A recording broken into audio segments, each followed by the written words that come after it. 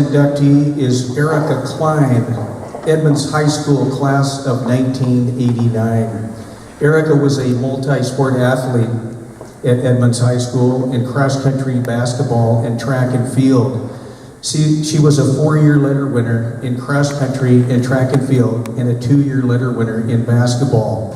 She was a member of the 1985 state championship cross-country team, an individual state champion in track and field in the 1600 meters in 1987, an individual state champion in cross-country in 1987. In 1989, Erika was the individual state champion in the 3200 meters. After graduating from Edmonds High School, Erika went on to earn 4 letters at the University of Oregon in cross-country and track and field. In 1991 and 92, Erika was part of a Pac-10 4x4 relay championship team and a member of the championship Oregon Ducks, who took the team title. In 1992, the Oregon Ducks were the Pac-10 cross-country team champions, finishing 15th in the NCAAs. In 1993, Erika placed 3rd in the 1500 meters at the NCAA Track and Field Championships and was an All-American. She received the University of Oregon Jackson Award as the most outstanding female senior student athlete in 1993. She was the University of Oregon NCAA Woman of the Year in 1993 and the Everett Herald Woman of the Year in 1993. Ladies and gentlemen, please join me in welcoming Erika Klein into the Edmonds Woodway High School Athletic Hall of Fame.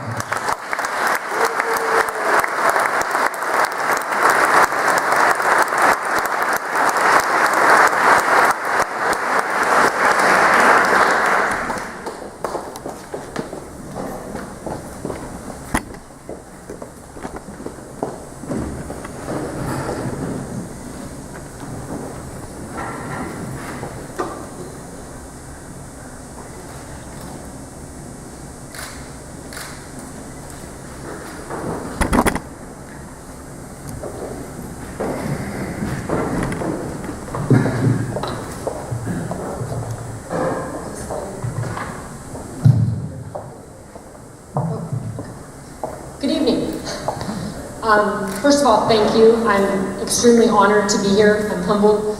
After hearing all of these amazing accomplishments of all these other inductees, it overwhelms me that I was also selected to be here. And I thank you to Angie, to Denise Lewis, and thank you to all the student athletes who've helped and been here tonight. This is the first time I've been to Edmonds Woodway High School since it was leveled and rebuilt. And it's beautiful, and I can tell that there's an amazing community here. I live in Boise, Idaho now, so I'm not here very often anymore. I'm glad I could be able to be here tonight.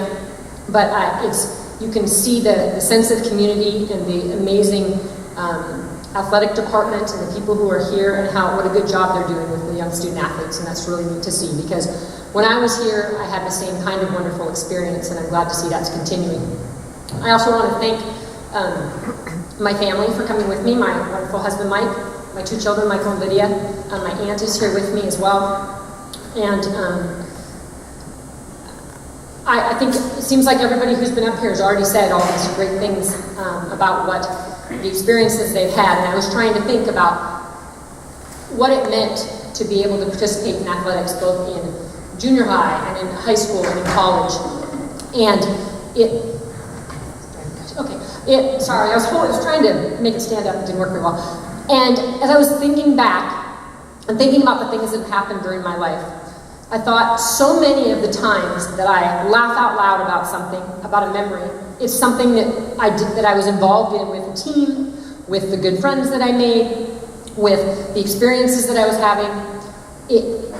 It's the things that make me smile about memories. Most of those are associated with things I got to do in athletics, from getting to travel making wonderful lifelong friends, and getting to have successes as well as failures. And one of the things that I got to learn throughout all my experiences was how to set a goal and how to achieve that goal, and sometimes how to fail, and then how to learn from that. As you heard, I lettered in cross country and track, and that was running was sort of my thing, but I loved playing basketball. I was not fabulous at it, but I loved playing basketball. And when I was in middle school at College Place, I didn't make the basketball team. I tried out in 7th grade, and I didn't make it. And I tried out in 8th grade, and I didn't make it. But I kept playing basketball on my youth league team because I loved it. And then I came to high school, and I tried out again, and I played on the freshman team. And then when I was a sophomore, I played on the sophomore team, or the JV team. And then as a junior and senior, I played on the varsity, and I had the honor I got to play with Miss McGuire. She was on our team, she was amazing as a sophomore on our varsity, when we went to state and placed in state. And that memory is something I will always cherish, because we were so excited to have our team and get to go there. I know most people don't think of cross country and track necessarily as team sports, but I do. And I was fortunate enough to get to be on 2 state championship teams at Edmonds High School, as well as 2 runner-up teams. I want to say thank you to the 1985 team that's here tonight and going to be inducted. They also had won state in 1983 and 1984 before I came to interrupt that sort of. I came in, and these are women who had won for 2 straight years. And then in comes this goofy, gangly freshman who's kind of annoying. And Mr. Campbell told him, this girl's coming, and she's pretty good, so you guys are going to have to put up with her. They can probably tell you some stories about that. But I learned so much from them, and they taught me so much. And I learned a lot that year and grew up a lot that year. And they started off my high school career getting to be on this team that won state. And that was just the beginning of a lot more successes that I got to have. And so I'm thankful to them as well. There's also 2 other people that I need to, 3, but 2 other people that I need to say thank you to. I'm going to try not to cry. I'm lucky enough that my 2 coaches are here tonight. My basketball coach, Mr. Pittis, and he was my middle school track coach. So he knew me through a long period of time and put up with me through that whole period of time, letting me try out, not just running, but come on, try high jumping this week, come on, try this. And he put up with all those things and encouraged me. And he's always been a wonderful supporter of me. And I'm so glad that he's here tonight, and I can tell him thank you for everything that he did for me and for believing in me. So thank you. And I also want to thank Tom Campbell, who many of you, probably most of you know. He was inducted last year along with Mr. Pittis when they inducted so many amazing coaches and athletes and teams. And I wouldn't have accomplished the things that I've accomplished, not just on the track, but in life, without Mr. Campbell. It's like Miss Ardall said when she was up here, there was things that we got to do in the 80s that I'm not sure they get to always do anymore. But when I was, there was things that we did. And when I was a senior in high school, I'd had some trouble with some asthma my junior year, and I didn't run very well my senior year. And so I was talking to some schools, but I had talked to this coach at Oregon. And he said, it was over the winter, and I hadn't run that well in the fall. And he said, I don't know. I'm just not sure you're fast enough to run at Oregon. I'm not sure you're that good. And I was like, okay. So, but then Mr. Campbell had read this article about Tom Heineman, who was my college coach. He couldn't be here tonight, but he's amazing. And he had read this article about how he had one runner that was running 40 miles a week, and one that was running 50, and one that was running 60, and they weren't all doing the same thing. He wasn't doing a cookie-cutter program and thought every kid should run the same. He was doing different programs depending on what the athletes needed to be successful. And Mr. Campbell said, I think this is the coach you need to run for. And I was like, okay, but he told me I wasn't really fast enough. And so then I ran faster in the spring of that year, and I hadn't decided yet where I was going to go. And Mr. Campbell said, I want you to meet him. He called the coach. He talked to the coach. He drove from Lake Stevens down to my house in Edmonds, picked me up at some ridiculous hour, like 5 in the morning, and he drove me all the way to Eugene, Oregon, 300 miles away.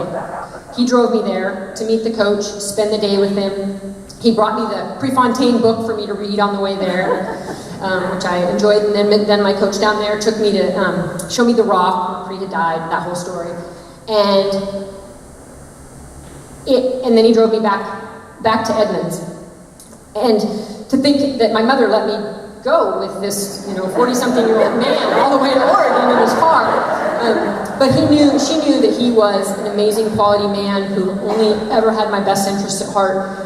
And it wasn't just that he drove me down there to see the beautiful campus, sorry for all you Husky fans, but to see the beautiful campus in Oregon. It was that he believed that I could run at that level and that I could be successful at that level. I was debating between going to an NAIA school where I probably could have been achieving, doing well right away, or going to a Division I school and having to get to a place where I could be successful and be a contributor. And the fact that he would do that and drive me there meant he believed I could do that. And he always believed I could do things and succeed.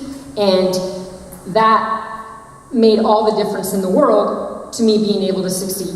As I was looking through some items, Angie was asking for things, and I was looking through things, and I found this letter where Mr. Campbell had sent me some race results. I'm kind of a stat geek, and I like to read race results and things.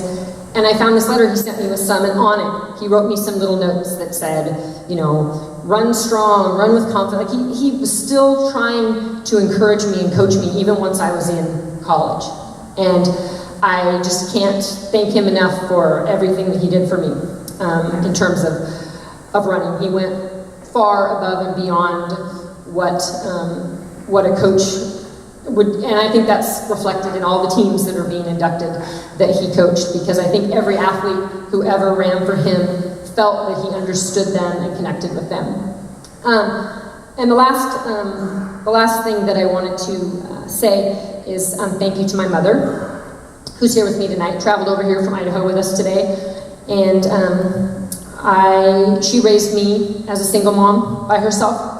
And she had the courage to have me and raise me while she was a full-time teacher and then administrator at Mount Lake Terrace. And I wouldn't have achieved anything in life without her and all of her support and giving me unconditional love and confidence and just always being there for me. I'm sure some of the women that I ran with can remember her. They probably heard her on the backstretch like I did, and every single race she's on the home stretch and you could hear her yelling, "Go, Erika!" Because she was at every race and made a lot of trips to Eugene also, and so they probably remember her yelling at cross-country meets as well. So I want to say thank you to her. I love you very much, Mom. And that's all. Thank you so much. I really appreciate this honor, and it's really nice to see so many people tonight.